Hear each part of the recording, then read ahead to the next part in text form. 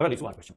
તો અહીંયા સેન્ટીમીટરમાં માપ કીધું છે ને, તો આ 378 સેન્ટીમીટર લખું, આ કેટલું લખું 525 સેન્ટીમીટર લખું કે નહીં. હવે ટાઇલ્સ તમારે કેવી રાખવાની છે? ચોરસ. અને સાઈઝ શું રાખવાની છે? મોટામાં મોટી. એટલે કે અહીંયા મોટા મોટી, અહીંયા મોટા મોટી. તો આ બાજુ સેટિંગ થવું જોઈએ, આ બાજુ સેટિંગ થવું જોઈએ. એટલે આને ભાગી શકે એવું જ આમાં આવશે, આને ભાગી શકે એવું જ આમાં આવશે, બેયને ભાગી શકે એવી મોટામાં મોટી સંખ્યા શોધવાની છે. તો આનો અને આનો શું કાઢવાનો થાય તમારે? આનો અને આનો શું કાઢવાનો થાય? ગુસ્સા. ચલો પહેલા હું 525 લો, કેમ કે મને સીધું દેખાય છે 5 ઉડે છે. ઉડે છે? 5 ઉડે તો કેટલા આવે? 105. 5 ઉડે તો કેટલા આવે? 21. 3 ઉડે તો 7 અને 7 ઉડે તો 1. અવયવ પડી ગયા. હવે એવી જ રીતે 378 ના અવયવ આપણે કાઢશું.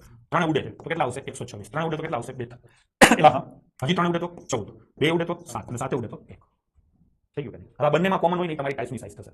આ બંનેમાં કોમન કોણ છે? તો કે બંનેમાં બાળકો તગડો કોમન છે, બંનેમાં બાળકો સાતડો કોમન છે. હવે કઈ કોમન દેખાય તમને? ના. તો ટાઇલ્સની સાઈઝ એટલે કે લસા થશે 21. એટલે 21 વાળી આ લાઈનમાં ટાઇલ્સ લાગશે, 21 વાળી આ લાઈનમાં લાગશે. તો કેટલી લાઈન થશે? 378 ભાગ્યા 21. એટલે આ લાઈન મળશે. આમાં કેટલી લાઈન મળશે? તો કે 525 ભાગ્યા 21. તમે એમ કરી શકો કે આખાનું ક્ષેત્રફળ એટલે 378 ગુણ્યા 525 આખાનું ક્ષેત્રફળ થશે. અને એક ટાઇલ્સનું ક્ષેત્રફળ કેટલું થશે? 21/21 એટલે છેદમાં 1 ગુણ્યા 21. આખા વિસ્તારનું ક્ષેત્રફળ છેદમાં એક ટાઇલ્સનું ક્ષેત્રફળ બરાબર જરૂરી ટાઇલ્સની સંખ્યા. આખાનું ક્ષેત્રફળ એટલે 378 ગુણ્યા 525. એક ટાઇલ્સનું ક્ષેત્રફળ એટલે 21 ગુણ્યા 21. થઈ ગયું. હવે છેદે તમે ડાયરેક્ટ ઉડાડી નાખશો. આ ઉડાડું, આ 21 કાઢી નાખો તો કેટલા વધે? સોરી અહીંયા આવશે ને, 378 છે ને, તો 378 માંથી 21 કાઢી નાખો તો 2 તેરી 6, 6 તેરી 18, એટલે 18 ઉઠશે. એવી રીતે આ ઉડાડો 21 તો કેટલા? આ 21 નીકળી જાય તો કેટલા વધે અહીંયા? 25. તો 25 ગુણ્યા 18, 25 ગુણ્યા 18 કરો તો 450 ટાઇલ્સ જોશે. છોકરા સમજાણું? આ છેદ મેં કેવી રીતે ખબર પડી ને? 378 છે તો એમાં 7 તેરી 21 પછી કેટલા વધે? 25. એવી રીતે 525 છે એમાં 21 આપણે ઉડાડી દઈએ. સોરી, આ ઊંધું ઉલટું કરું છું. બરાબર છે? 378